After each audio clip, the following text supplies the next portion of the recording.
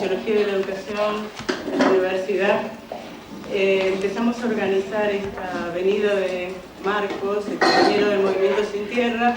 Es un gusto grande que estén ustedes acá y que los compañeros del Movimiento Sin Tierra estén con nosotros.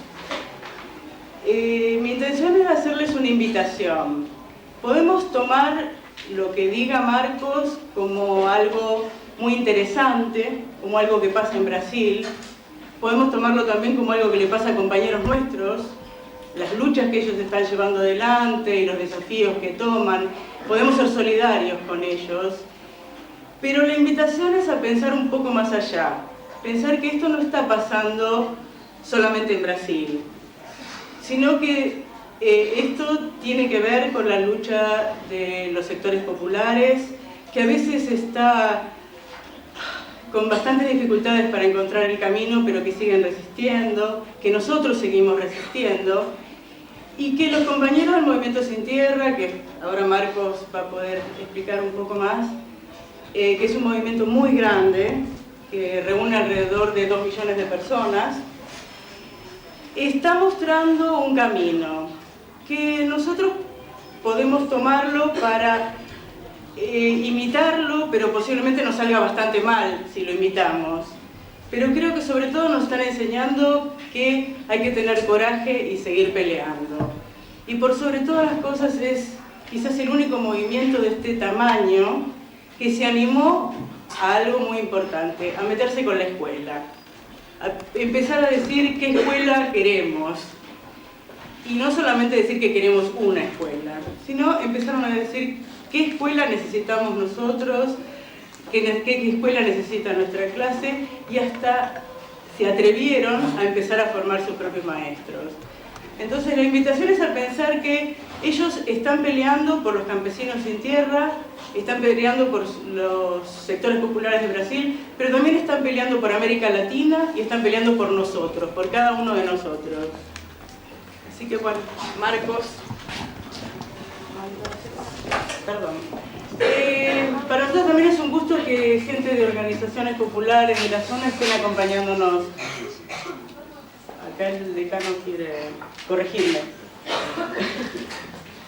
Y para nosotros también eso es un gusto que estén acá compartiendo con nosotros este momento, porque bueno, todos juntos vamos a tener que cambiar esta situación en la que estamos y sobre todo darnos cuenta que se puede cambiarla.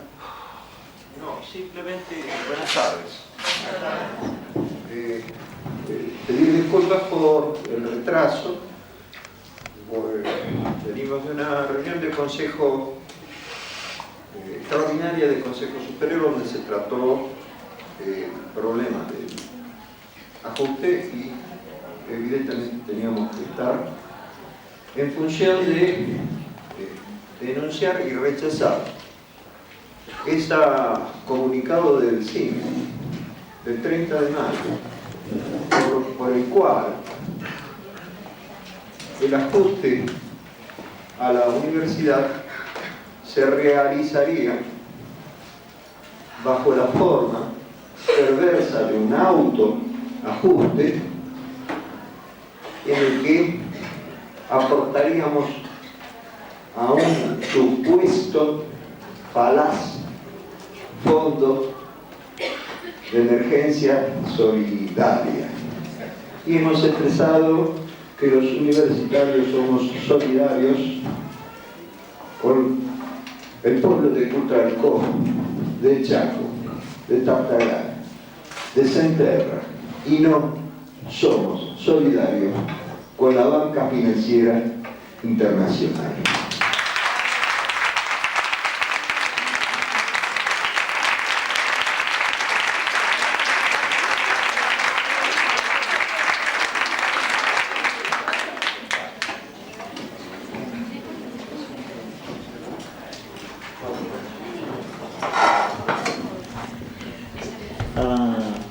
Buenas noites, já aprendi a dizer isso. Então eu vou falar em português e se alguém não me compreender, não entender, pode levantar a mão, perguntar e a Norma vai me ajudar aqui, né? Então eu venho do estado do Paraná, no Brasil, né? E nessa noite, então, com a intenção de falarmos e dialogarmos um pouco sobre o Movimento Sem Terra, que tem aqui a bandeira como um dos nossos símbolos da luta pela terra no Brasil. Eu vou então, num primeiro momento, assim, falar um pouco da história, de como surgiu, como está o movimento hoje, e em seguida eu entro para falar mais especificamente um pouco da pedagogia do Movimento Sem Terra. Essa pedagogia, não só a pedagogia da escola, mas a pedagogia do próprio movimento.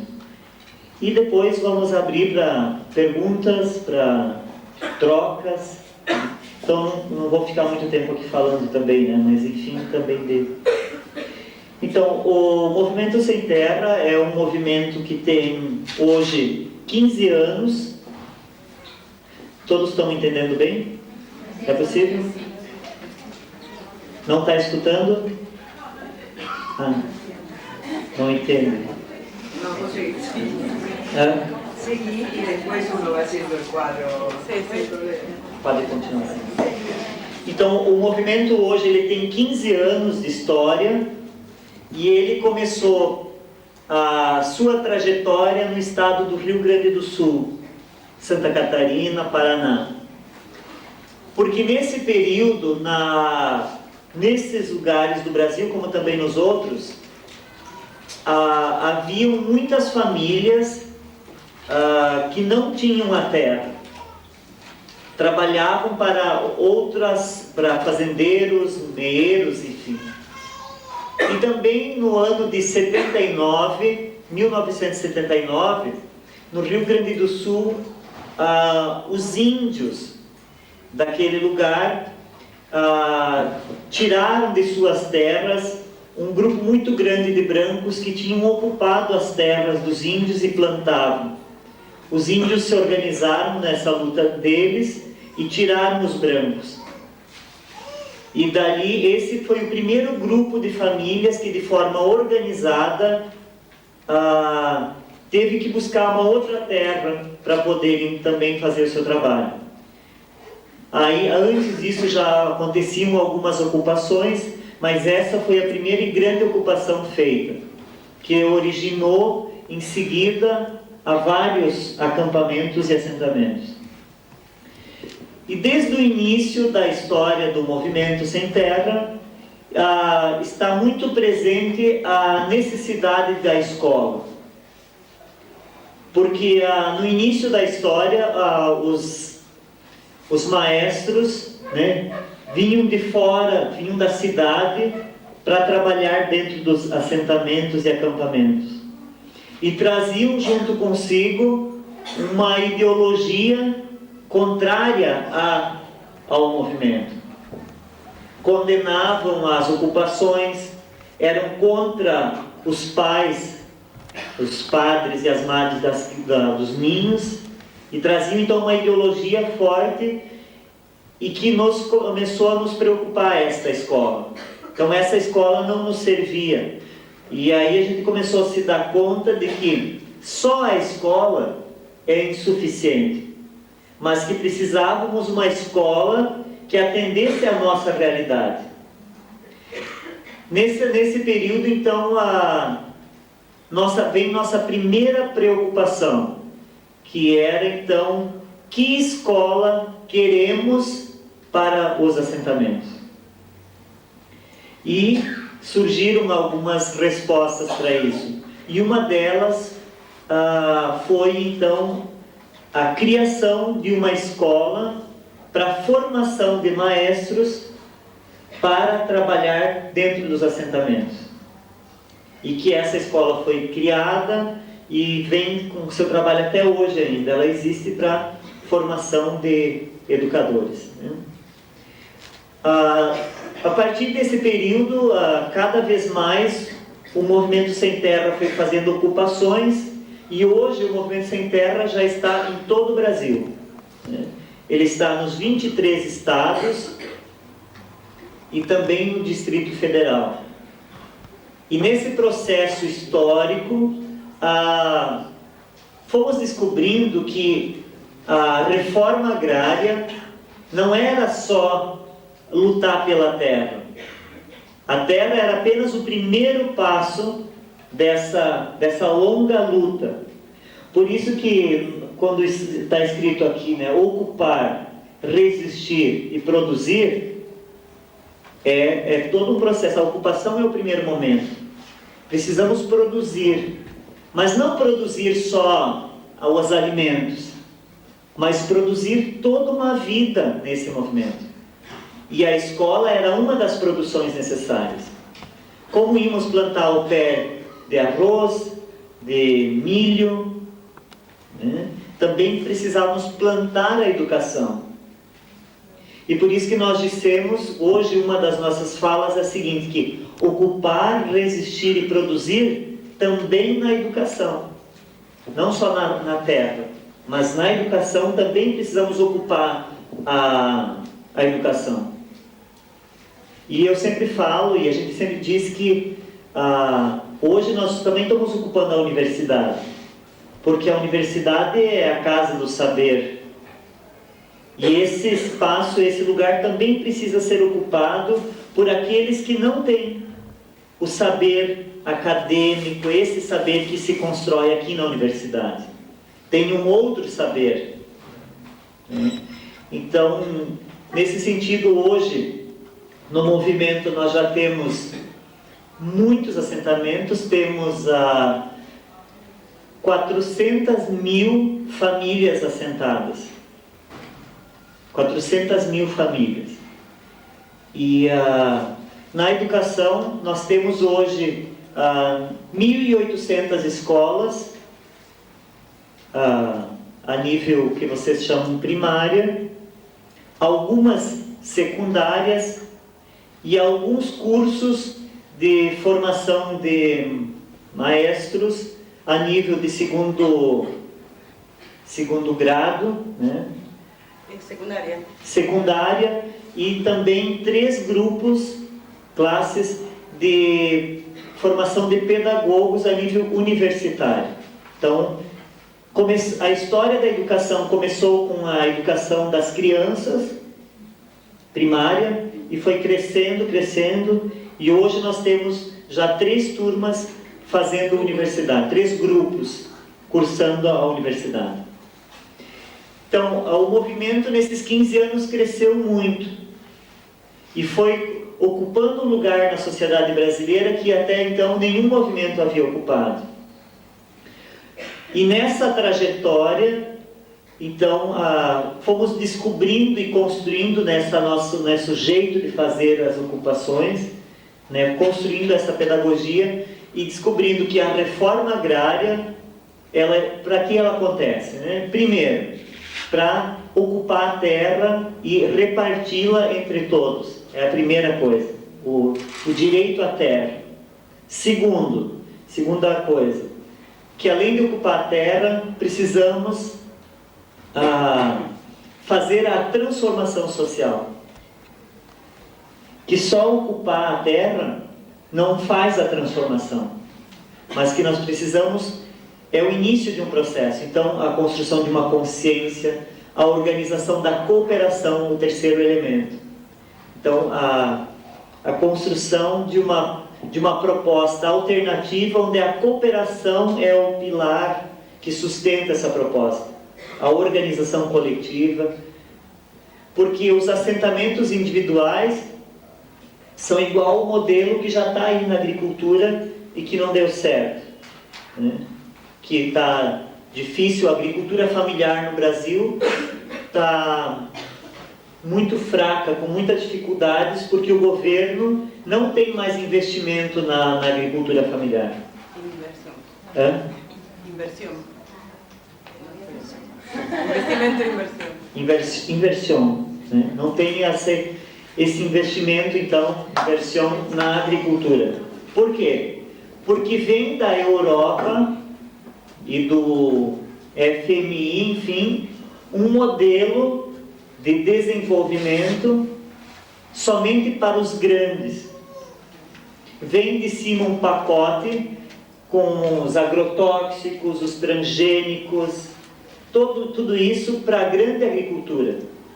E para o pequeno, então, não tem recurso para fazer o investimento. Então, hoje, os agricultores familiares no Rio Grande do Sul, no Brasil, estão com mais dificuldades até mesmo que os próprios sem terra, que têm muitas lutas e conseguiram muitos recursos, enfim, né? E nesse sentido está o movimento hoje, né? Falando assim de forma muito rápida, né?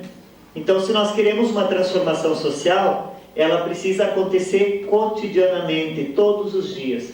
Porque a transformação das coisas grandes se faz com pequenas coisas, né? E o fato de ocupar a terra é um elemento só. Eu vou falar um pouco então dessa pedagogia para depois nós abrirmos para mais perguntas nesse sentido, né? Então, eu vou falar agora de alguns elementos de como é que nós pensamos e como é que foi construído nesse processo a pedagogia do movimento, que se dá não só na escola, mas em todo o movimento. Porque mesmo quando nós já temos a terra, nós continuamos nos identificando com sem terra, mesmo tendo a terra. Por que isso?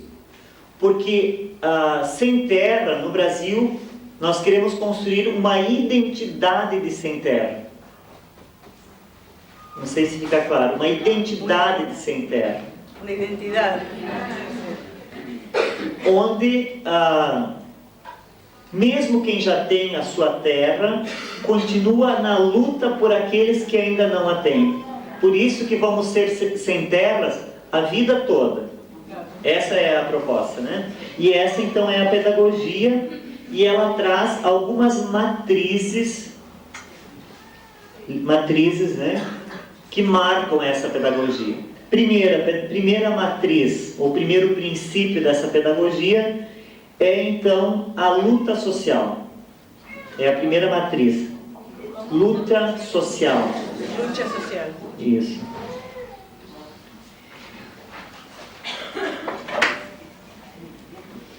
Difícil? Tá entendido?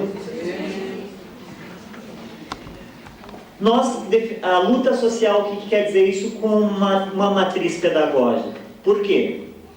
Porque no ato de eu ocupar a terra, para nós é um processo pedagógico isso. Por quê? Porque exige organização. Não podemos ocupar a terra de forma desorganizada. Precisamos ter muita organização, muita estratégia e muito conhecimento da realidade. Isso precisa ser planejado. A ocupação não é feita por uma só pessoa, porque o movimento é um movimento social de massa, de muitas pessoas. E para isso, cada um, no momento da ocupação, tem uma tarefa. Então essa é a primeira ideia dessa transformação social que se inicia no ato de ocupar a terra. Porque quando eu individualmente me proponho, junto a um grupo, buscar o mesmo objetivo, que é ter a terra, ali é o início da transformação social em nós. Porque vamos incorporando em nós a luta. Para dizer para vocês que quando a gente faz a primeira luta na nossa vida, seja ocupando, seja qualquer luta pessoal, nós temos muito medo, não temos? Mas quando enfrentamos o medo, criamos coragem, não criamos? Então, a ocupação da terra é o início da construção da coragem que impulsiona a luta do povo. Desse povo sem terra, né? Então esse seria assim para nós o primeiro princípio. E nesse ato da luta social, vamos nos construindo como sujeitos inconformados com a realidade. Inconformados. nós temos que criar em nós a indignação contra qualquer injustiça que exista contra qualquer pessoa. Por isso que o Movimento Sem Terra não faz a luta só para os trabalhadores sem terra, mas o Movimento Sem Terra está presente em todas as lutas no campo brasileiro. Na luta dos educadores, na luta dos caminhoneiros, dos pequenos agricultores, porque eles veem no movimento essa possibilidade de acreditar e fazer a luta. O movimento serve como referência, então por isso nós lutamos contra toda e qualquer injustiça a qualquer pessoa. Então essa é a marca da primeira matriz. Segunda matriz, então, é a organização coletiva. Organização coletiva. Quem são os sem terra? Os sem terra no Brasil são pessoas que já possuíam a terra ou têm algum laço com a terra, familiar, mas que tiveram que abandonar o campo para ir para a cidade em busca de uma vida melhor. No Brasil temos muitas pessoas que trabalham como arrendatários, né? Ocupam a terra do outro trabalho e entregam parte do seu trabalho. Então esses são sem terra.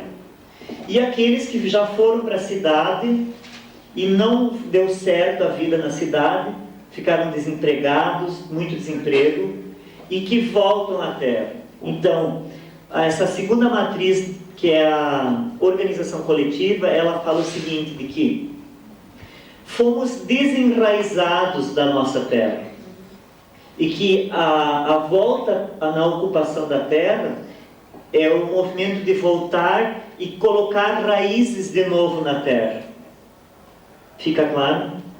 Né? De novamente colocar as raízes na terra e construir um novo sujeito, uma nova planta, né? Uma nova árvore, e que está dando muitos frutos, né? Acho que é essa a intenção dessa pedagogia, né?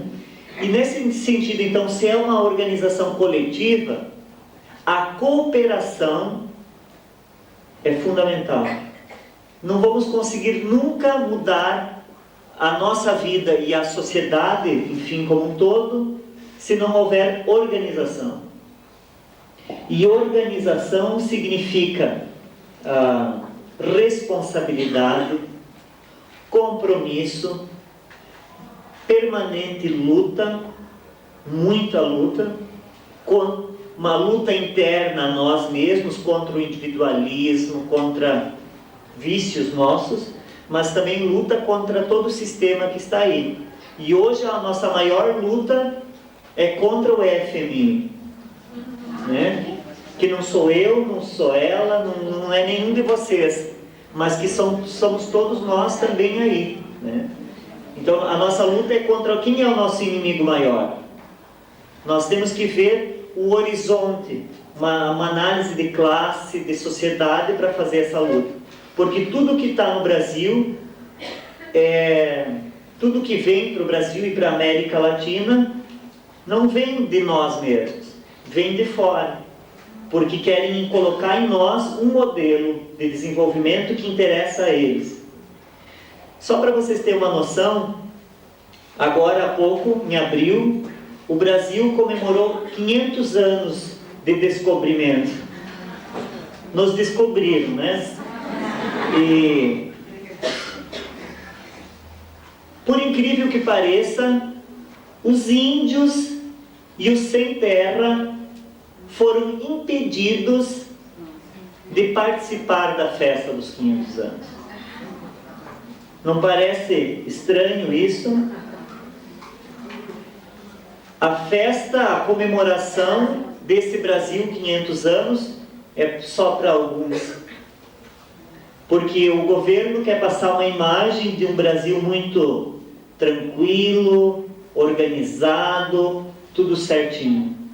E não é esse o Brasil que nós estamos vivendo hoje. Hoje nós estamos vivendo um Brasil com muita luta, com muito inconformismo, com muita vontade de mudar, né? Não só o Brasil, mas a América Latina inteira, né? Acho que é essa transformação que nós precisamos fazer, né? Aí, o quarto elemento, quarta matriz, que é então a pedagogia da terra. A pedagogia da terra. Todos nós nascemos da terra, não nascemos? Tudo que está aqui vem da terra, não vem?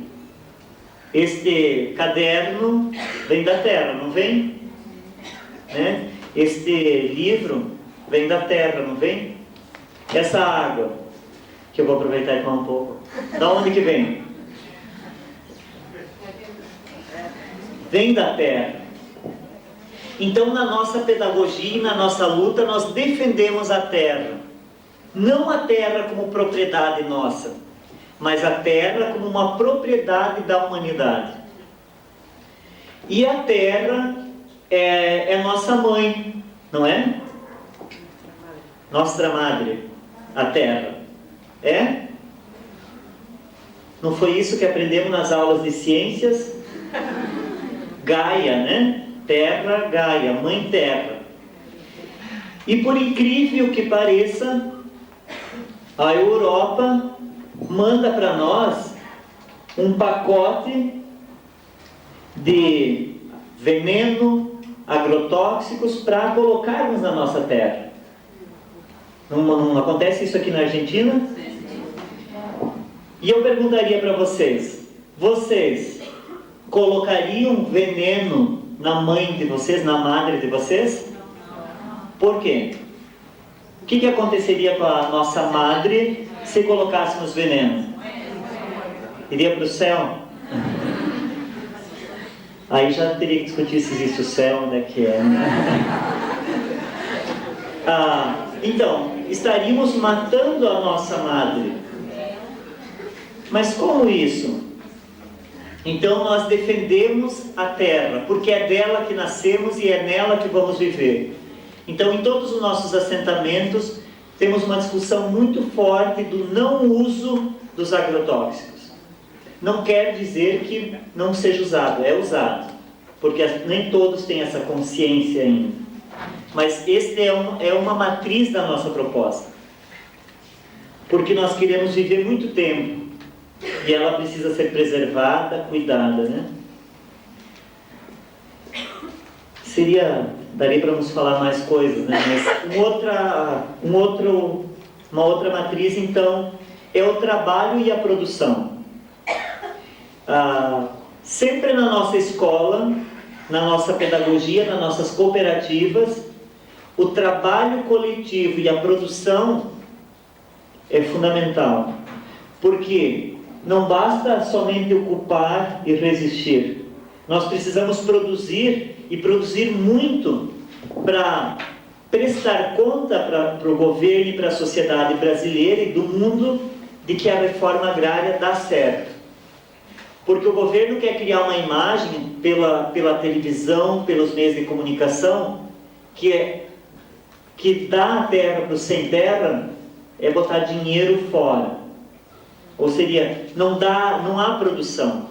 Então, para nós, produzir é uma questão de compromisso, para mostrar para a sociedade brasileira que dá certo, mas também para nos alimentarmos e continuarmos vivendo. Então, por isso que a produção é fundamental. E também o trabalho, porque é o trabalho que dá a dignidade ao ser humano. Sem trabalho não há dignidade, né? Então, o trabalho no sentido da construção do sujeito como um sujeito com capacidades e com possibilidades de estar produzindo. E produzir para si e para os outros. Não morar na cidade, trabalhar muito e ganhar pouco e não conseguir sobreviver. Então, nesse sentido, o trabalho, né? E mais um outro então, princípio, uma outra matriz, é a pedagogia da cultura. Para nós, cada gesto, cada símbolo tem muito conteúdo, muita história.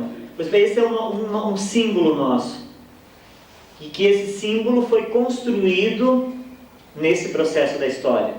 E ele tem um significado muito forte para nós. Então, por isso que essa bandeira é cultura. Como toda e qualquer atividade que fazemos é cultura. Toda a produção que o ser humano faz, desenvolve, é cultura.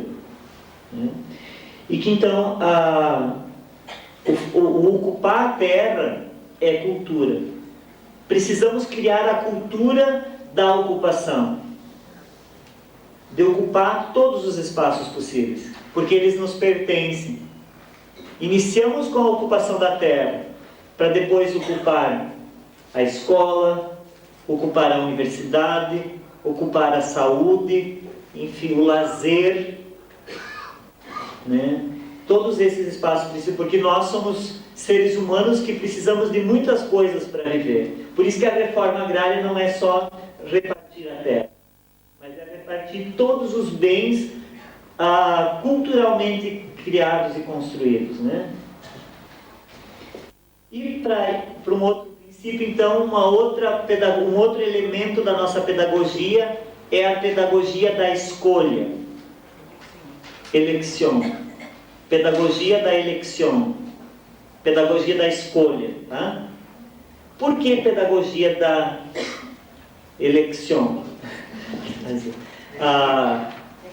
Porque em tudo na nossa vida, tudo que acontece na nossa vida são escolhas que nós fazemos ou outros fazem por nós.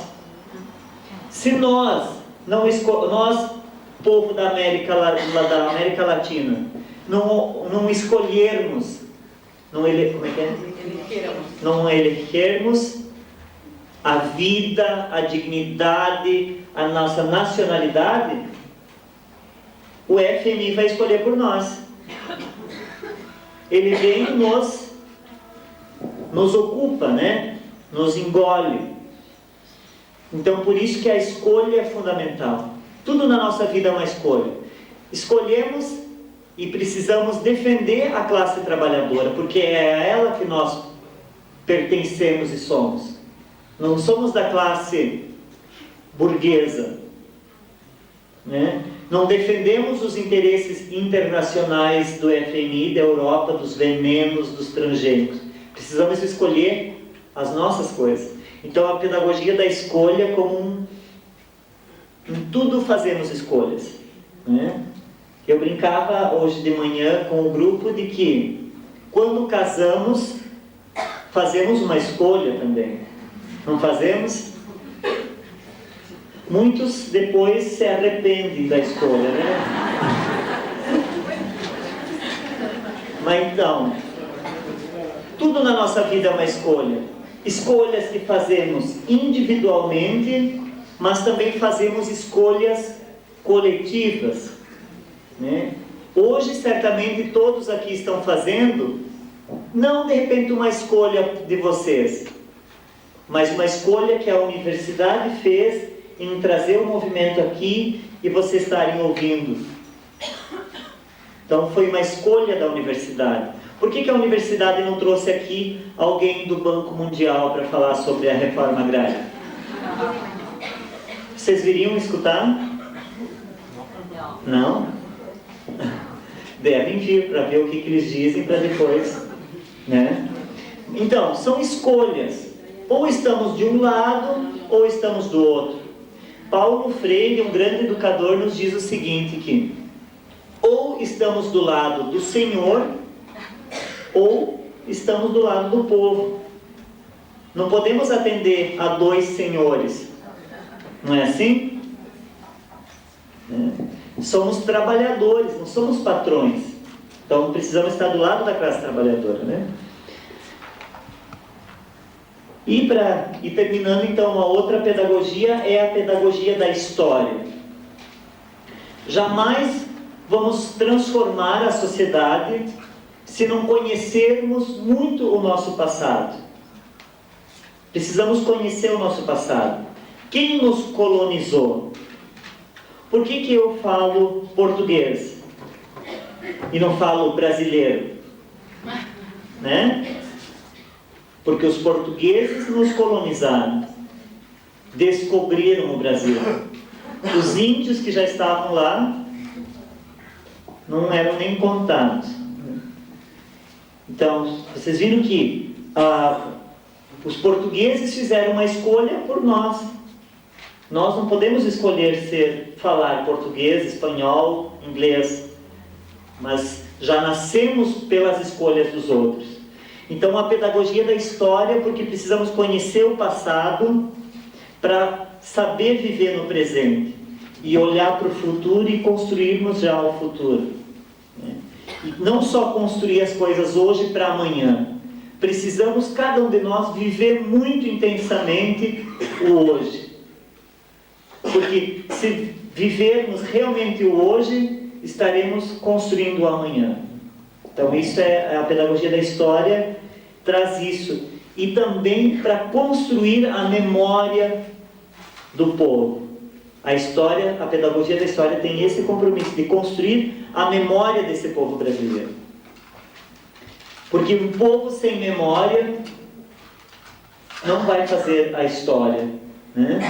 Então precisamos conhecer muito a história, conhecer o passado. E isso na escola é muito importante, porque quando numa das visitas a Cuba que o pessoal fez, as crianças, os ninhos, desde os mais pequenininhos até os mais velhos, cada um sabe contar muito bem a história do seu povo. Nós no Brasil, quando chegamos numa escola e pedimos para uma criança contar a história, não sabe muitas vezes nem o nome. Por que a escola tem um nome que está lá na parede? Né? Então, precisamos retomar sempre essa coisa da história, da memória. Né? Eu acho que é isso. Depois a gente vai... vocês agora vão poder perguntar. Acho que daí a partir disso conseguimos falar mais daquilo que vocês realmente querem ouvir. Né? Então seria isso por enquanto. E o Movimento Sem Terra vem fazendo um trabalho de trazer de volta para o Brasil todas aquelas pessoas que querem a terra. Então nós temos hoje no estado do Paraná muitos assentamentos feitos com pessoas que há muitos anos foram para o Paraguai e não conseguiram ter a sua terra, produzir os seus bens e que voltaram para o Brasil. E certamente, né, essa luta do Sem Terra no Paraguai está muito ligada ao MST no Brasil.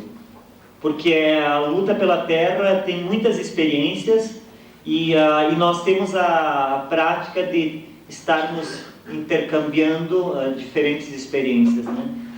Não vou dizer para você que o MST está lá organizando, né? Mas está presente de uma forma ou de outra. Né?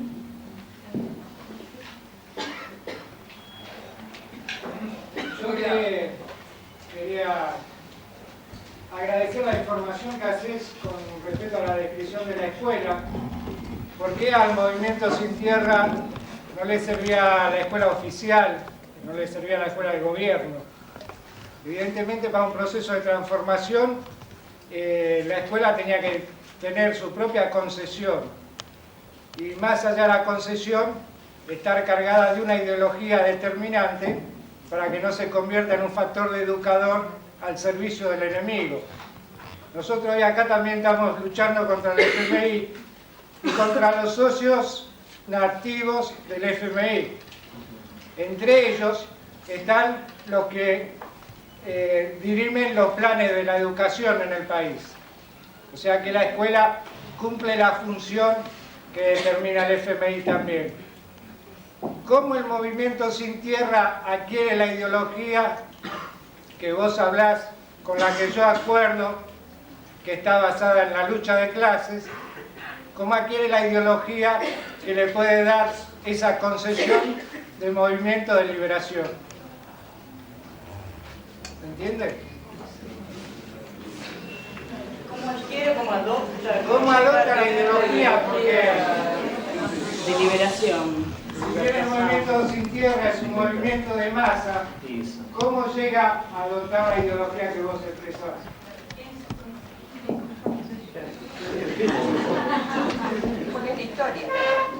¿Cuál es la historia? Muito difícil sua pergunta. Como que eu poderia dizer que no momento que ocupamos a Terra, o movimento já é ideológico. O fato de ocupar a Terra, que é uma terra que não é minha, eu ocupo a terra do outro, que conseguiu a terra trabalhando ou conseguiu a terra por outros meios. E no Brasil, a acumulação da terra foi de muitas formas, né?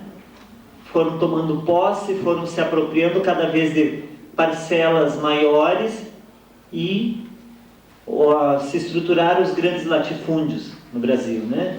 Não sei, na Argentina não deve ser muito diferente, a colonização, enfim. Mas a ideologia eu acredito assim que é a prática de cada ação nossa, ela traz presente esse contexto ideológico e que se contrapõe a cada ação imposta pelo governo, que é, como você falou, parceiro do FMI ou sócio do FMI, né?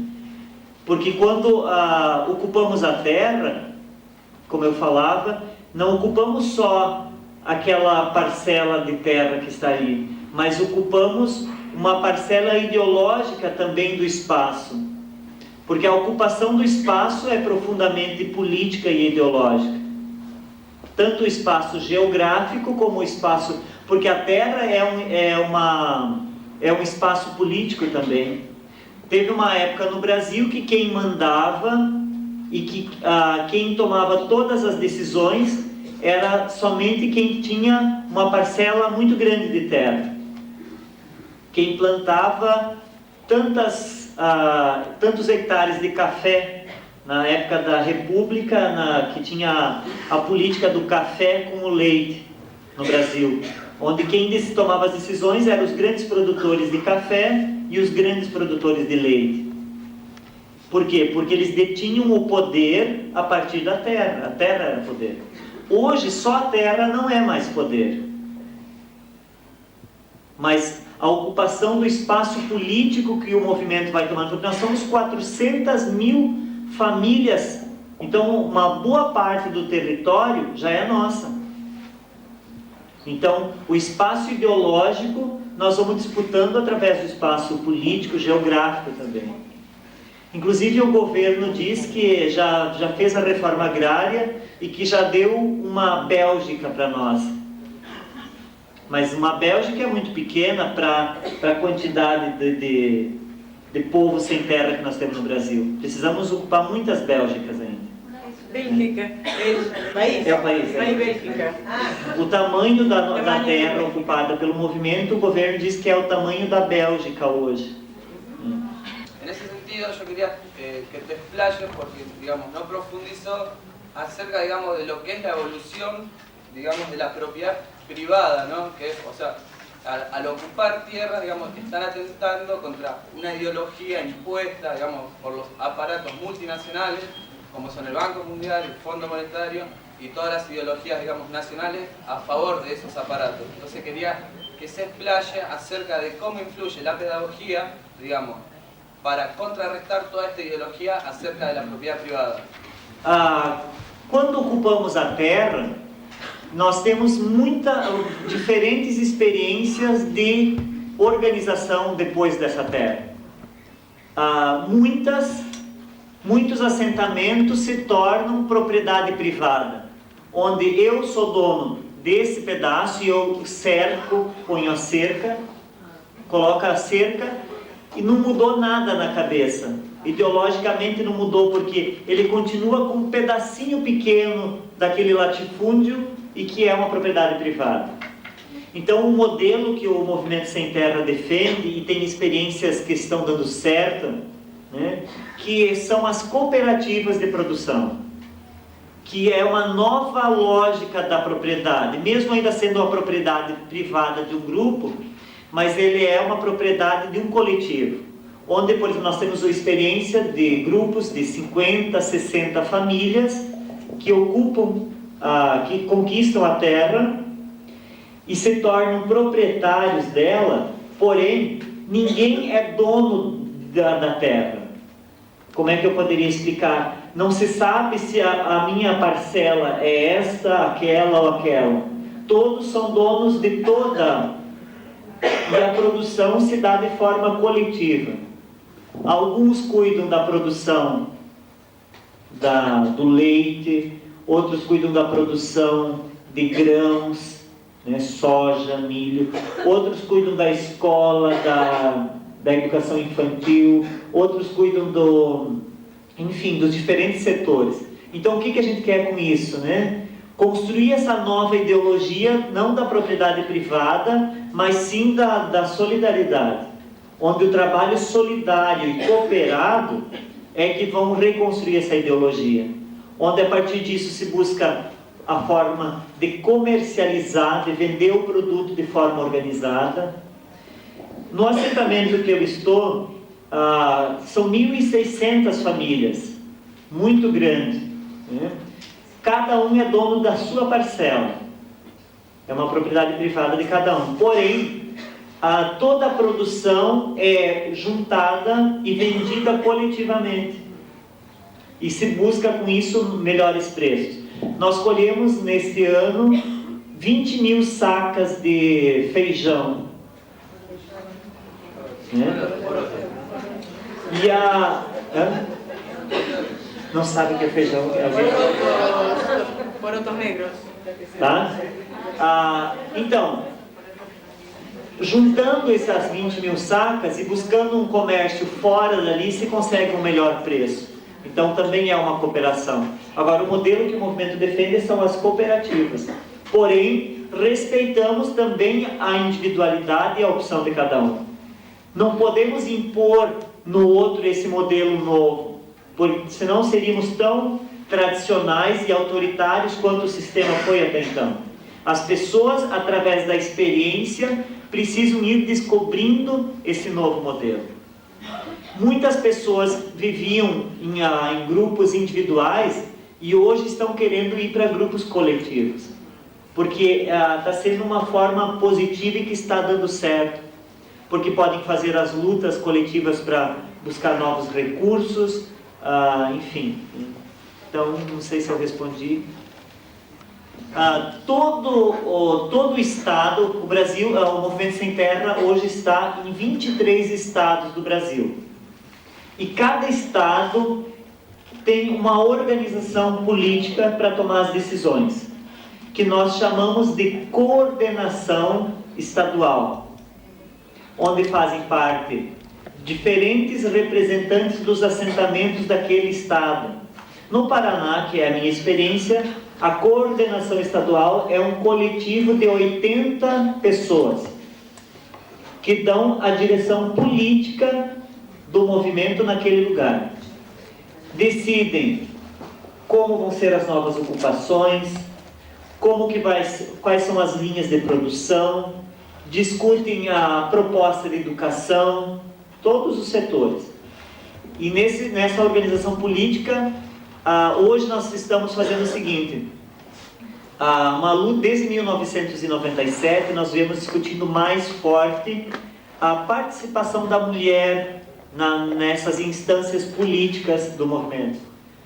Porque até então, existem muitos homens e poucas mulheres. Então, no assentamento existe a mesma... Então, isso é a nível de Estado. Nos assentamentos, cada assentamento tem também o seu coletivo, onde fazem parte educadores, dirigentes políticos do movimento. E todo o assentamento está organizado em núcleos de produção. Núcleos de 10 a 15 famílias formam um núcleo. Nesse núcleo, acontece o atendimento da assistência técnica para a produção. O técnico, agrônomo, veterinário, não dão atendimento individual, só se muito necessário, mas o atendimento se dá no núcleo. Por quê? O núcleo se reúne, faz a reunião, o técnico vem, esclarece, discute, troca ideias e cada um vai para a sua propriedade e encaminha. Porque jamais um técnico daria conta de visitar todos eles, né? Não seria impossível. Então, e esses núcleos tomam as decisões nos assentamentos. No acampamento acontece a mesma coisa. Quando há ocupação da terra, a primeira parte é a organização dos núcleos. Não de produção ainda, porque nos acampamentos poucos acontece a produção já, né? Mas acontecem, se tem as pessoas responsáveis pela segurança no acampamento, pessoas responsáveis pela educação, porque toda vez que fazemos um acampamento, já criamos a escola, né? Enfim, e que esse acampamento toma as decisões. E quando ocupamos uma área, uma fazenda, e onde é possível, logo já plantamos a roça. Campo. Plantamos o campo. Para vocês terem uma noção, quando nós, no meu assentamento, quando a gente acampou, eu não acampei junto, eu cheguei depois, haviam 3.000 famílias. E foi feita uma grande plantação coletiva, onde foram colhidos coletivamente 21.000 sacas de milho produzidos coletivamente.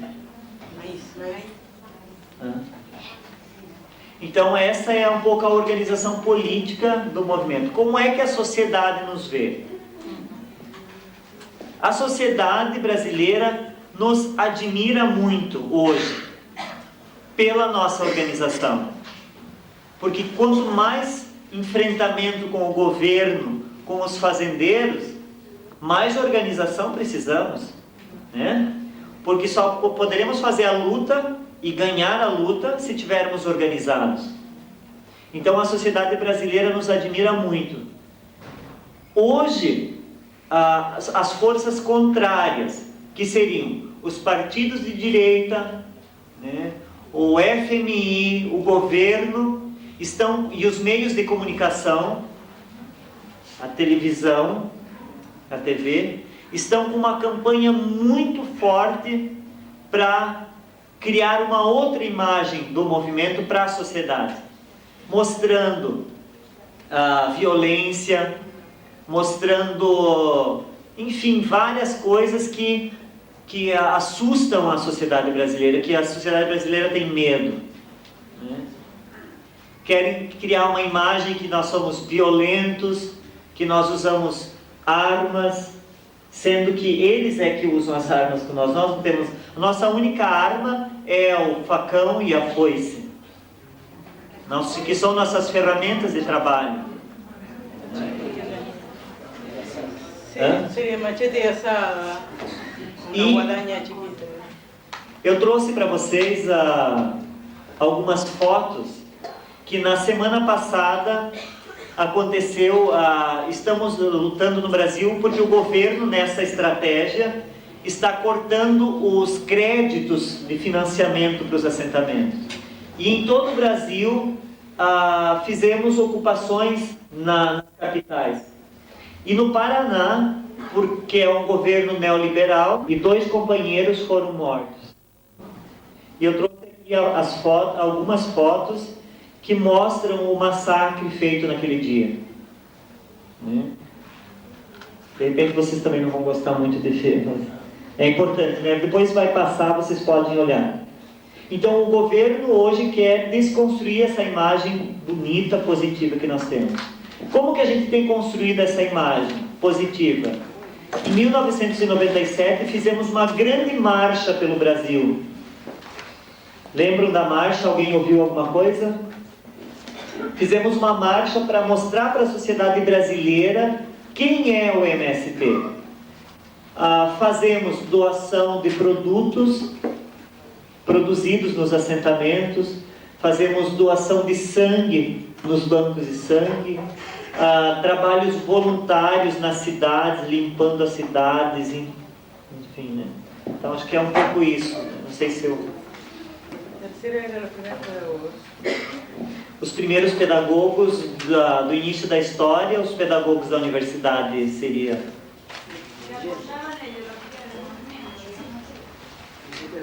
movimiento.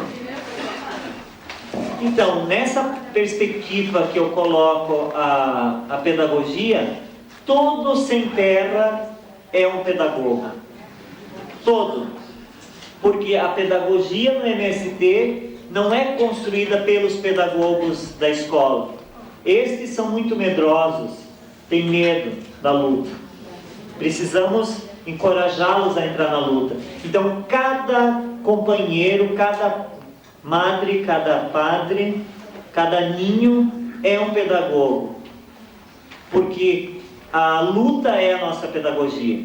Mas os pedagogos da escola, né, como é que eu poderia dizer?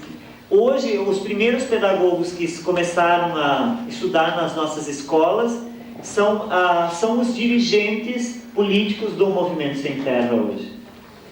Pessoas que começaram sendo maestros nas primeiras escolas, hoje são dirigentes do setor de educação, dirigentes do setor de comunicação, dirigentes da luta política como um todo, né? Então, acho que eu poderia dizer um pouco isso. Então, para nós, né, do MST,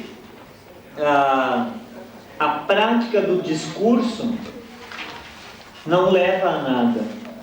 Porque todo dirigente do movimento, todo dirigente organizativo, todo dirigente político, ele se constrói na prática. Porque o nosso movimento é um movimento necessariamente muito prático. Porém, uma prática muito de convencimento, uma prática de muita reflexão necessária também. Então, quem fica só no discurso, logo, logo o povo vai passar por cima. Não sei se fica claro, mas que de discursos, todos somos capazes de fazer um belo discurso. Né? Basta treinar um discurso e nós o fazemos, não é assim? Agora, construir uma prática efetiva nos assentamentos, nos enfrentamentos com a polícia, né? Todos somos capazes de falar da reforma agrária, mas será que todos somos capazes de estar nessas fotos? Poucos, né? Então, eu diria assim que, se não tiver uma prática porque é a prática que nos dá a teoria. Não sei se fica claro assim, né? Uma pergunta aqui por escrito que temos que falar mais 2 dias, né? Como organizamos as escolas? Como que organiza as escolas? Então, no movimento, todas as nossas escolas são escolas públicas. Todas são escolas públicas, de responsabilidade do governo, estadual ou municipal, que no Brasil é assim, as 4 primeiras séries é o município que cuida, financia, contrata maestros, e o restante é o governo do estado. Então, toda vez que nós fazemos um acampamento, já organizamos a escola. A escola pode ser embaixo de uma lona, numa estrutura da fazenda que a gente ocupa, né? E aí se faz a luta junto às prefeituras e junto ao governo para a criação e mandar recursos para essas escolas. Então todas as escolas nossas são uma escola do governo, porque a escola é uma responsabilidade do governo, jamais uma responsabilidade do movimento social. O financiamento, enfim, esses aspectos. Agora, na metodologia, nós temos uma proposta. Nem todas as nossas escolas fazem a proposta da escola do movimento. Nem todas, porque são muitas, né? Porém, nós temos muitas escolas que trabalham toda essa proposta e a partir dessas práticas é que nós fomos escrevendo e sistematizando a nossa experiência. Todas as nossas produções que estão ali na mesa são produções não teóricas, mas são sistematização de uma prática que vem sendo feita. Então a metodologia nós trabalhamos, orientamos a metodologia dos temas geradores, onde a base nossa é Paulo Freire. Usamos muito educadores como Pistrac, Makarenko, para discutir a organização das crianças, né, o aspecto organizativo das crianças. E Gramsci é um outro autor nosso, que ele usa muito para discutir a ideologia, né, toda essa... Enfim, então toda a nossa proposta pedagógica, ela é a partir de muitas leituras, mas a partir principalmente da leitura da realidade. E cada escola tem as matrizes, porém constrói a sua metodologia. E nesse sentido, assim, temos como a nossa pedagogia é a pedagogia da terra, que nem eu falava, temos muitas experiências no sentido de que as crianças, os ninhos, já na escola fazem muito trabalho com a terra. Produzem as hortas escolares, produzem remédios caseiros, plantio de árvores, reflorestamento, várias experiências na nossa metodologia da terra com o estudo da terra, né? Das diferentes produções feitas no assentamento, custos de produção, né? Toda essa... É uma pergunta ampla, teríamos que aqui de repente falar só da metodologia, se fôssemos falar mais tempo, né? Não sei se... E a formação dos adolescentes, né? Então, os adolescentes dos assentamentos e acampamentos são adolescentes com uma forte influência da cidade. Porque quase que todos já tiveram uma vivência da cidade, com as drogas, com a prostituição, com essa marginalidade toda. E o trabalho da educação no movimento é nós reconstruirmos uma identidade de sem terra, que nem eu falava.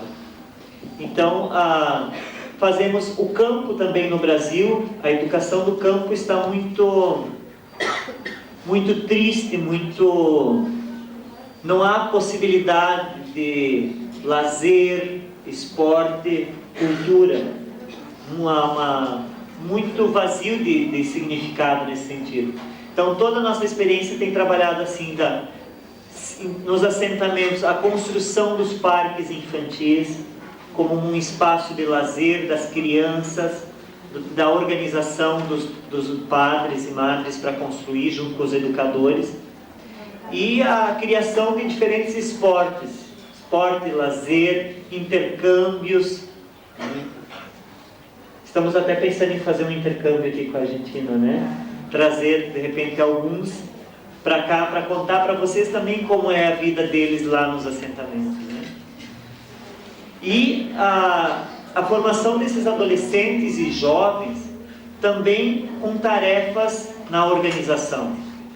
Nós temos muitos adolescentes e jovens como educadores de jovens e adultos, alfabetizando jovens e adultos. Nós temos 1.400 educadores de jovens e adultos no Brasil inteiro alfabetizando, e a maioria deles são jovens. Então, o papel do jovem também na construção do assentamento, né? Primeiro, gostaria de dizer que a produção na agricultura hoje, no Brasil e na Argentina não deve ser diferente, há muito pouco ou quase nada de excedentes no trabalho da agricultura. Há pouco. Porque os preços do produto estão baixos, né? Não tem valor, então há toda essa problemática. Mas todo o recurso que entra nos assentamentos, através da produção, do trabalho dos assentados, como também dos recursos que vêm do governo para os assentamentos, porque cada família assentada recebe uma parcela muito pequena, mas recebe de recursos do governo para organizar a produção. Então, todo o dinheiro excedente é usado para alimentação, primeiro, mas também esse recurso é utilizado na continuidade da luta. Mesmo que pequeno assim, a luta precisa continuar. Então, a cada assentado, cada um que já ganhou a terra, contribui com a organização do Sem Terra. Porque é através dessa produção, através dessa organização, que vamos fazer a continuidade da luta. Né? Quanto à discriminação, eu poderia dizer assim, que existem diferentes realidades. Há aqueles que vão para a cidade, e nas escolas da cidade, as pessoas da cidade discriminam por serem sem terra. Tem muitos problemas nesse sentido, né? Porém, também na cidade há muitos reconhecimentos dos adolescentes e dos sem terra. Eu contava a experiência para o grupo que estava hoje à tarde na sala, de que na minha cidade, por ser um assentamento muito grande, no ano passado os educadores, os maestros, fizeram uma parada, uma greve. E os maestros são muito desorganizados, né? Não sabem fazer a luta de forma organizada, com uma clareza política mais forte. E fizemos um dia de uma marcha, onde deveriam vir todos os professores, os adolescentes, de todas as escolas públicas daquela região. E nós assumimos esse compromisso e fomos. Levamos todos os nossos adolescentes, em torno de 500, todos, né, em fila, em marcha, como um símbolo nosso a marcha, né, nas colunas. E quando chegamos na praça, onde seria a mobilização, já tinha ali alguns alunos das outras escolas, e quando chegaram os adolescentes sem terra, cantando suas músicas, com as bandeiras bem fortes, com os gritos de ordem, que são os gestos, né, o nosso símbolo que eu falava da cultura, todos ficaram impressionados pela organização dos jovens, e que deu uma força muito grande para esses maestros, porque eram pouquíssimos. Porque quando você faz uma parada, os maestros vão às compras, ficam dormindo até mais tarde e não vão na luta, e querem os direitos. E os jovens deram uma aula de cidadania. Na hora do discurso político no palanque, conhecido? Os discursos políticos na hora das mobilizações, das marchas, né? Alguns maestros usavam o microfone, mas não sabiam falar muitas coisas. E alguns jovens, adolescentes do assentamento também usaram o microfone para dar o apoio aos maestros. E fizeram falas brilhantes, e que todo mundo ficou impressionado. Então, essa pedagogia do movimento é muito mais forte, o símbolo, todo gesto que nós fazemos, do que o próprio discurso. Então há uma simbologia muito forte, uma mística muito forte em cada ato. Então acontecem as duas coisas. A discriminação acontece, mas há muito reconhecimento também, né? Certo? Sim, nós temos apoio de todo mundo. Apoios de diferentes formas, né? Não só o apoio financeiro, que nós temos muitos projetos com entidades internacionais para a produção de materiais, para fazer as lutas, para divulgar o movimento, né? E a minha presença aqui significa um pouco esse apoio, né? Este é um apoio que vocês estão nos dando. O poder eu vir aqui falar para vocês de reforma agrária e poder voltar para o Brasil e contar um pouco da gente. E isso é apoio para nós, né? De diferentes entidades, sejam elas sindicatos, universidades. Então esse é um apoio que hoje isso aqui é um apoio. Do governo ou não? Do governo não. São muito safados esses. Muito safados.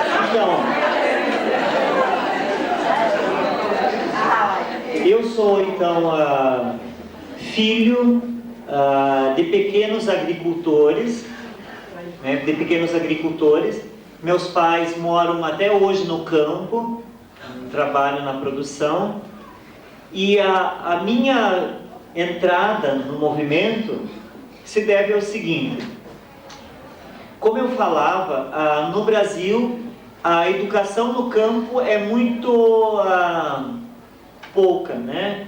Somente a escola primária acontece lá no campo. Aí depois a gente tem que ir para a cidade para estudar.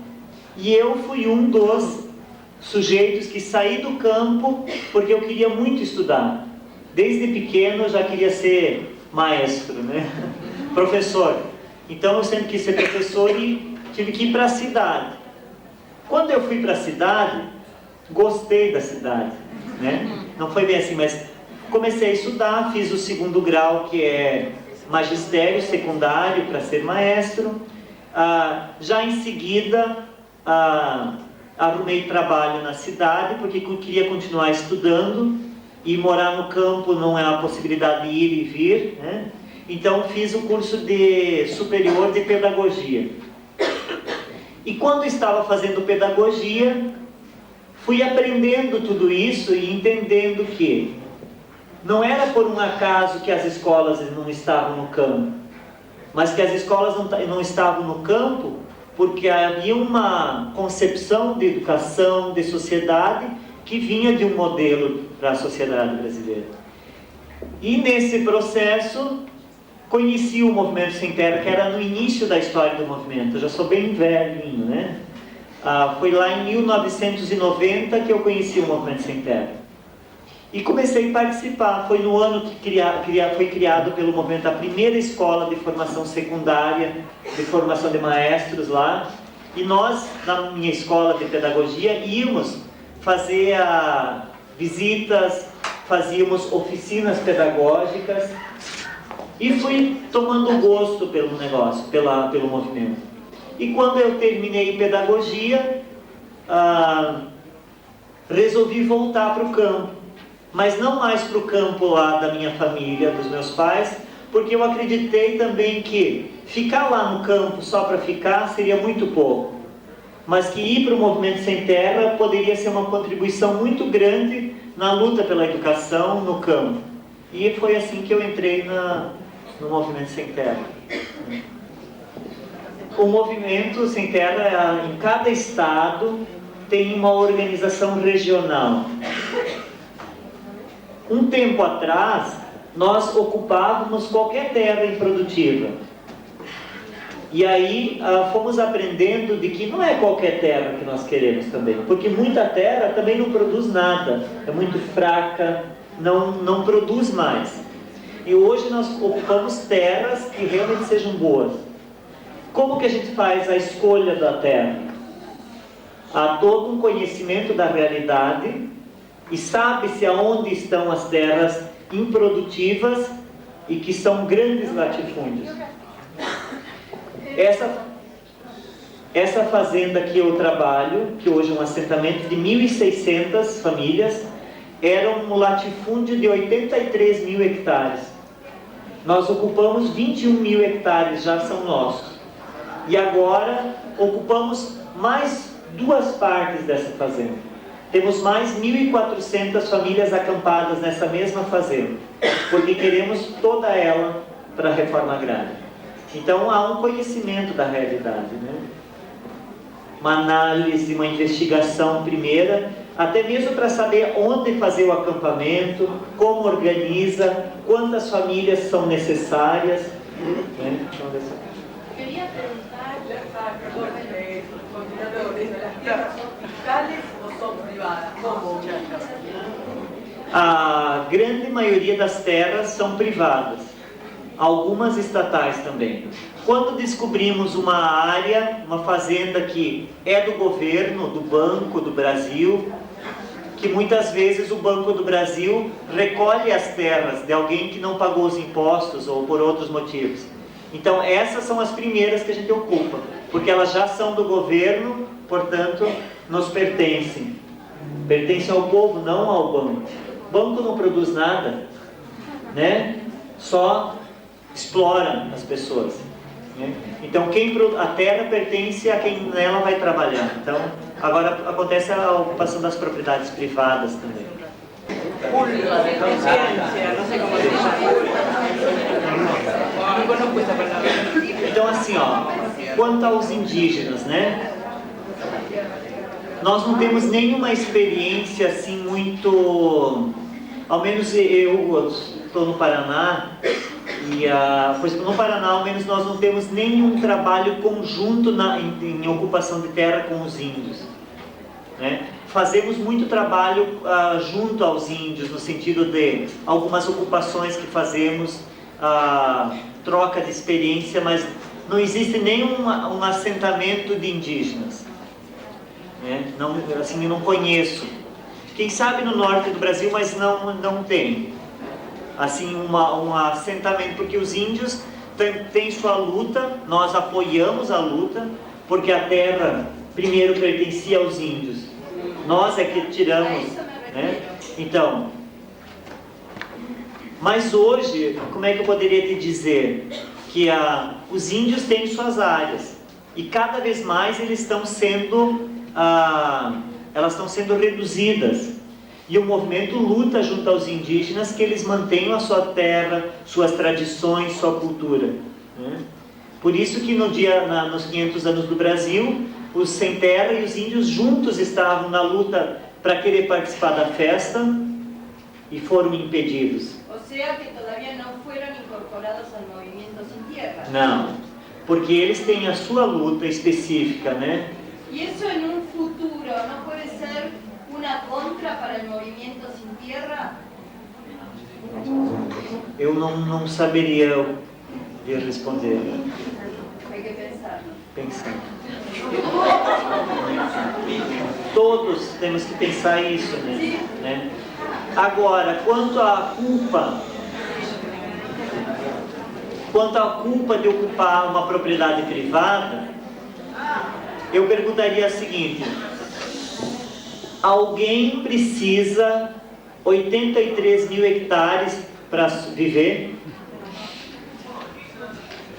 Ninguém precisa 83 mil hectares para viver.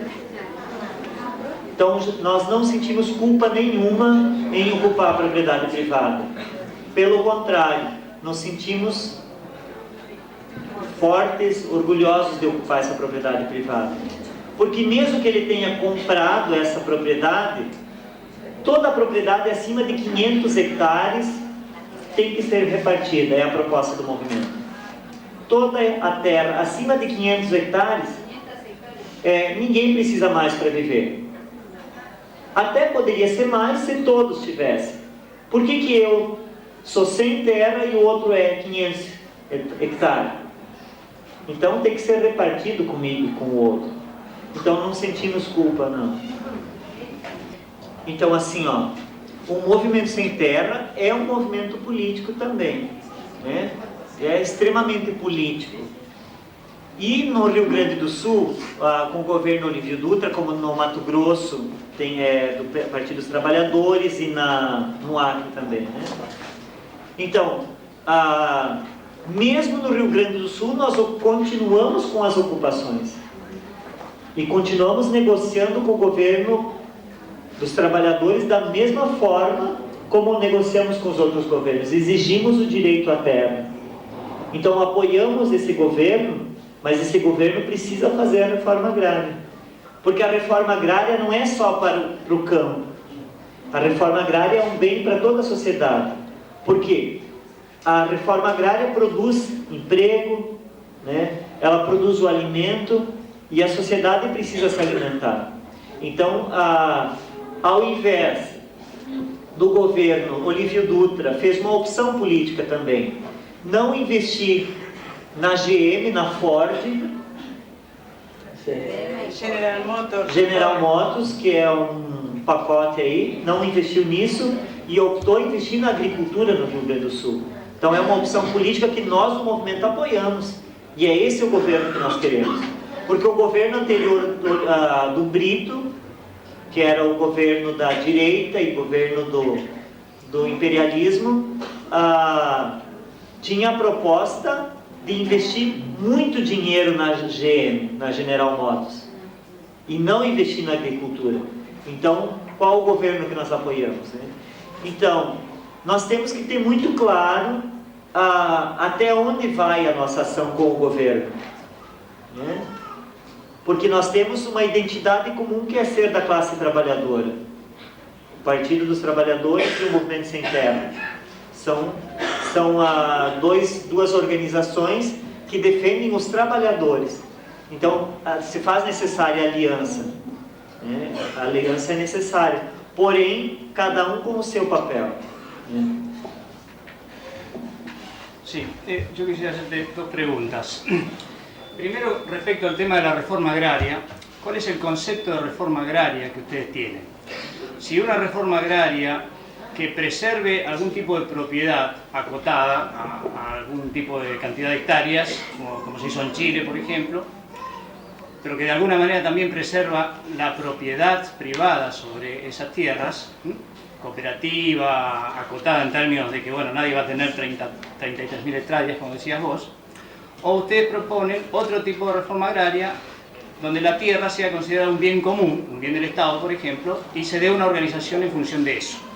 O sea, ¿cuál es el tipo de reforma agraria que ustedes proponen? Esa es la primera pregunta. Y la segunda, ¿cuál es la relación que ustedes tienen con la iglesia o con las iglesias? Porque, bueno, está creciendo a un ritmo de 1 millón de habitantes por año la cantidad de evangélicos en Brasil, según tengo entendido. Entonces, ¿qué tipo de relación tienen con las instituciones religiosas? ¿Son un apoyo? ¿Son un obstáculo? ¿Hay colaboración? ¿Es algo relativo? Y en ese marco, ¿es relevante la teología de la liberación? Vocês todos estão fazendo perguntas muito profundas e eu acho assim, com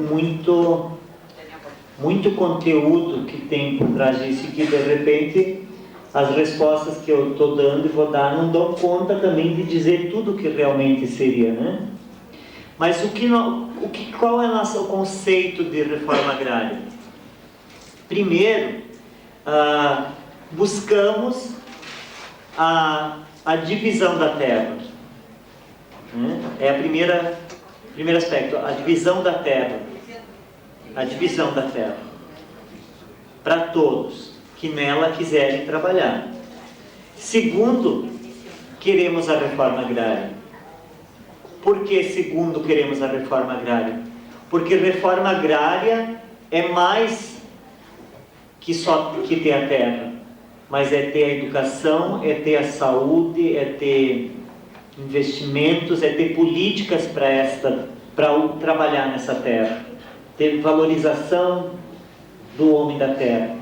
Para, em terceiro lugar, ter a transformação social. Então, esse seria o nosso, em linha geral, o nosso conceito de reforma agrária. Ter a terra, fazer a reforma agrária com todos esses elementos e, por fim, a transformação da sociedade. Que seria o quê? Já existiram na história muitas formas de reforma agrária e de experiências. O movimento tem buscado aprender essas diferentes experiências. Mas o modelo da propriedade privada é um modelo que está muito forte em nós ainda, em cada um de nós. Não sei se saberíamos trabalhar, os assentados, as famílias, se as pessoas saberiam trabalhar sem ser proprietários da terra. Não foi feito isso ainda no Brasil. Então é uma possibilidade. Eu não vou dizer para vocês que é essa a proposta do movimento. Então nessa perspectiva, nós estamos estudando, já faz 1 ano, com todos os dirigentes, com todos os educadores e nos assentamentos, um texto, um material escrito por um companheiro nosso a partir de muitas leituras e construída no coletivo nacional da direção do movimento a nível nacional, uma proposta chamada Revolução Cultural. que seria essa revolução cultural? Que para nós termos essa transformação social, precisa acontecer uma revolução cultural em todos os aspectos da nossa vida, que passa pela propriedade privada. Porque para nós está claro que o modelo da propriedade privada, do território cercado pequeno de propriedade privada, ele não vai dar certo, não dá certo. Mas é essa a luta que estamos fazendo agora. Não é possível já querermos alguma coisa lá na frente. Então, eu diria assim que o processo de revolução cultural, e Che Guevara dizia, tem um painel aqui do Che, né? Que a revolução, ele diz assim, ó, quando o extraordinário se torna cotidiano, é a revolução. Então, tudo que é extraordinário, e quando isso se torna cotidiano, isso é a revolução. Então, eu diria assim, ó, uma marcha é no momento que nós estamos vivendo hoje, é algo extraordinário. Mas quando acontecerem muitas marchas de todos os lugares, isso é a revolução. Então, cada atitude nossa cotidiana é uma revolução que precisa acontecer em nós, para depois acontecer fora, né?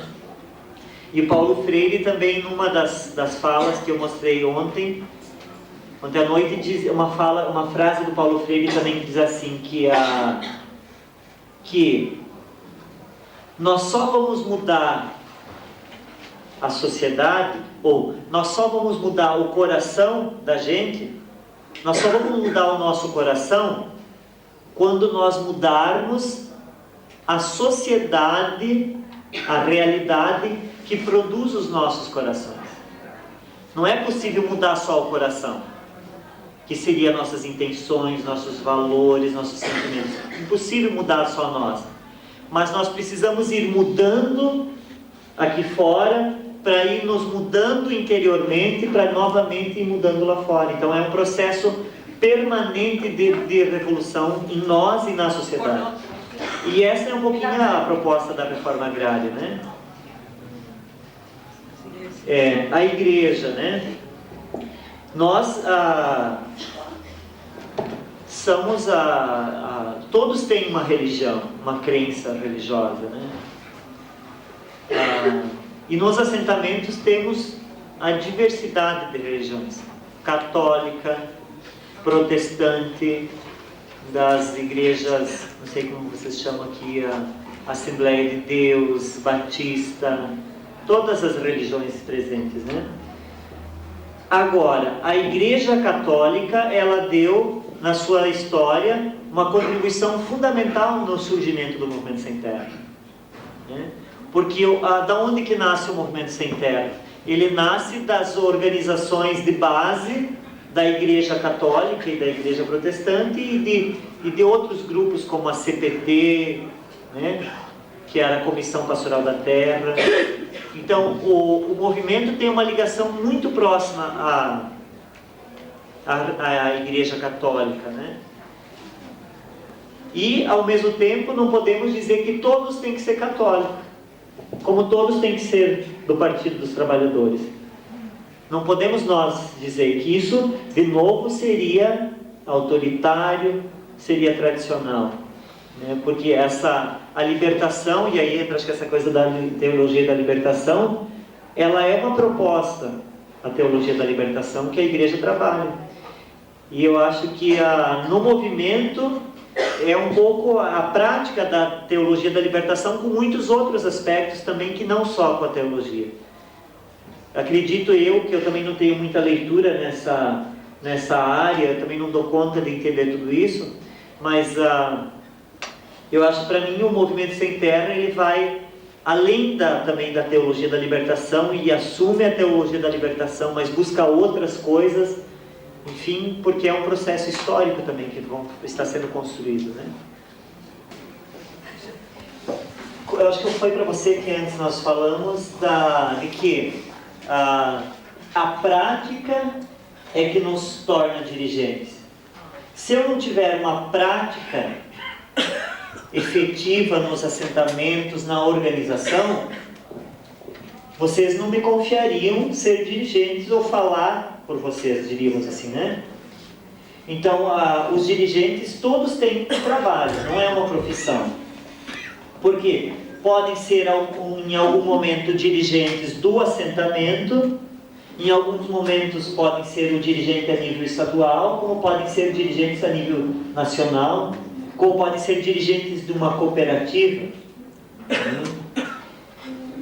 Então, há várias formas de ser dirigente, mas eu diria assim que sempre é a prática que nos torna dirigentes, porque precisamos ter o respeito, o compromisso com a luta, né? E o processo vai nos dizendo se realmente somos dirigentes ou não. Claro que, por exemplo, assim, tem alguns momentos que os dirigentes não é possível ficar morando no assentamento, porque as tarefas se dão não só no assentamento, se dão a nível nacional. Então, por exemplo, nós temos muitos dirigentes que estão em Brasília, negociando, trabalhando, outros estão em São Paulo. Então, temos dirigentes por todos os lados. Dirigentes das cooperativas, e sempre os nossos dirigentes são liberados por uma cooperativa, alguma coisa assim, né? Então, essa é a contribuição das pessoas que já têm a terra, que é, então, aqueles que a cooperativa está formada, tem recursos, libera companheiros ou companheiras para fazer a organização como um todo, né? A organização nós temos companheiras que são liberadas para fazer a organização de das mulheres dentro do movimento e a nível das mulheres agricultoras também, né? Sim, temos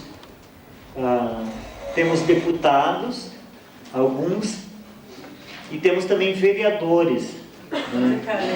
Concejales. E alguns também prefeitos de algumas cidades. Como?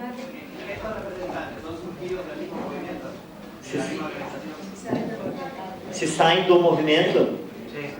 Não, nós temos, por exemplo, experiências, né, você conhece, né, onde numa cooperativa de 60 famílias elegeram, né, um vereador. E este vereador não trabalha necessariamente na produção, mas está no trabalho lá na cidade, fazendo toda a discussão do movimento, assumindo este cargo político. E o salário que ele ganha vai para a cooperativa e ele recebe igual a todos os outros. Tanto a maestra, como quem planta o milho, quem cuida das crianças na ciranda infantil, como quem faz qualquer atividade, todos recebem a mesma coisa de acordo com as horas trabalhadas. Los asentamientos. Y después, si tienen información de la realidad política y social por la cual atravesamos los argentinos, ¿y cuál es tu análisis? Você é pretensioso, né? Então eu vou começar fazendo uma análise então da Argentina. Eu estou aqui conhecendo, né? Não conheço algumas coisas, sei que na minha vinda para cá estava na televisão e nos jornais o pacote do governo, né? Sei que também existem muitas organizações populares com dificuldades, mas existem alguns trabalhos, e não é muito mais que eu sei, né? Mesmo morando tão próximo de vocês. Então eu não teria muito como fazer uma análise. Agora dá para dizer assim que, ao menos eu, na minha leitura, imagino que Brasil, México, Argentina, todos os países da América Latina estão sofrendo as mesmas pressões, em momentos diferentes, mas estão vindo com a mesma força que são as forças de fora da América, né? Então a situação não deve ser muito diferente do Brasil. Agora, o que eu vejo assim que precisamos fazer a luta no lugar onde nós estamos. Nós, como Movimento Sem Terra, vocês como estudantes universitários, integrantes de diferentes organizações, precisamos fazer uma luta em defesa não só do povo argentino, do povo brasileiro, mas sim do povo que sofre qualquer tipo de opressão, seja do FMI, seja do Banco Mundial, seja de qualquer organismo internacional que oprime e que explora o povo. Então nós teríamos que fazer isso, né? A primeira pergunta... A mística. A mística, né? Poderia dizer assim para vocês que sem a mística não há luta, né? Precisa muita mística para ter forças para fazer a luta, né? E a mística acontece de diferentes formas, né? Num dos nossos materiais que conta a história de uma escola, por exemplo, assim, diz assim na apresentação que lá no início dos acampamentos, a polícia cercou o acampamento e ia fazer o despejo. E era justamente no dia do soldado. Soldado que chama aqui? No dia do soldado, do militar. Era bem nesse dia. E a repressão ia ser muito grande. E as crianças e as mulheres se organizaram e nesse dia, com todo o acampamento cercado, colheram ramos verdes e de forma simbólica as crianças foram em direção aos soldados, à polícia, e entregou para cada um deles um ramo verde. Isso foi uma mística muito forte. Por quê? Porque os soldados choraram de emoção de ver aquilo. Então, me arrepiei. A mística não tem como falar da mística. A mística precisamos viver ela, tanto na luta como na vida pessoal de cada um de nós. Precisa ter mística, porque mística é ter prazer, né? Sentir gosto de lutar, de viver, de acreditar na luta. Isso é a mística. E a mística só se consegue coletivamente. Não há uma mística individual. A mística precisa ser coletiva, né? É uma troca, é uma simbologia. No Brasil, a partir da história do Movimento Sem Terra, surgiu e se organizou o movimento do sem teto, das pessoas que não têm casa, né? Então, eu diria assim que essa é uma contribuição do Movimento Sem Terra, no sentido não de copiar a experiência que nem você falava no início, mas de a partir desta experiência construir diferentes experiências, e é a tarefa nossa, né? Então, como vamos ocupar a terra, mas nem todos querem a terra para trabalhar, mas querem a casa para morar, querem o trabalho. Então eu diria para vocês que se existe por aqui uma fábrica abandonada, vamos ocupá-la, né? O João Pedro Stedley que diz isso, né? Vamos ocupar a fábrica que está ali. Se há um prédio sendo construído, não temos onde morar, precisamos ocupar esse espaço. Então agora isso é uma luta de cada povo, e acho que a Argentina tem possibilidade de fazer muitas ocupações. Esse é o desafio da sociedade argentina, deste povo, em buscar fazer as suas lutas a partir daquilo que o povo está precisando, né? Todo modelo que nós copiamos não dá certo, não funciona, porque não podemos fazer modelos, mas podemos aprender com os modelos, aprender com cada experiência. E acho que a Argentina já tem algumas experiências. Hoje nós visitávamos, né, as ocupações urbanas. Existem outras experiências na América Latina sobre ocupações e sobre a luta de classes, né? Então não podemos nunca copiar o modelo. Agora, aprender com este modelo e recriar o seu modelo. Né? Adaptar esse modelo à sociedade. Isso. A essa sociedade a qual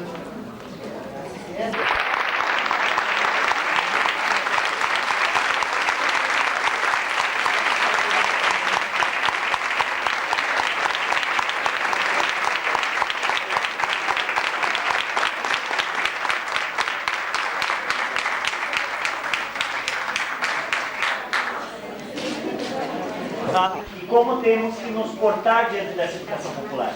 Gostaria muito que vocês usassem só o ouvir, só ouvir, e ouvir a minha fala e o que nós vamos fazer agora. Cada um com a sua folha na mão, vamos mexer essa folha.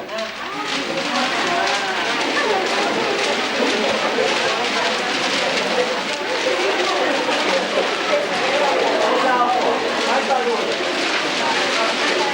Pode ficar em pé. Mais forte.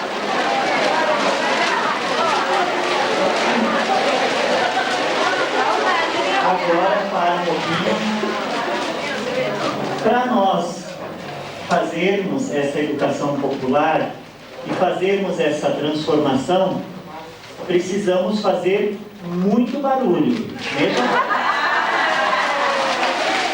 Porém, só um pouquinho, né? Achamos que não adianta mais, que o imperialismo já acabou com nós, que nós não vamos mais conseguir fazer nada. E ficamos pequenos, muito pequenos, amassam com muita força isso daqui. Mas precisamos sempre acreditar que a luta é possível e que sonhar não cansa, né? E por isso vamos agora, muito devagarinho, abrir a nossa folha. Devagarinho. Amassa.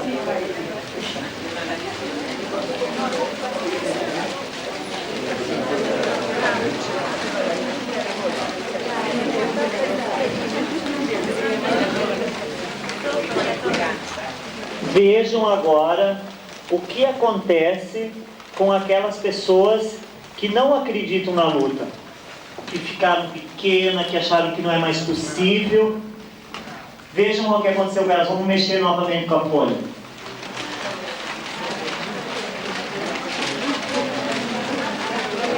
Produz barulho? Muito pouco. Então eu quero dizer para vocês, com essa dinâmica, que a educação popular, a educação que nós precisamos construir, não só a educação da escola, mas a educação para a transformação social, precisa ser a primeira. Precisamos fazer muito barulho. E se nós deixarmos, o imperialismo vai fazer isso aqui com nós, ó. Não vamos produzir nada. Então precisamos ser fortes, ter coragem e lutar sempre. Certo?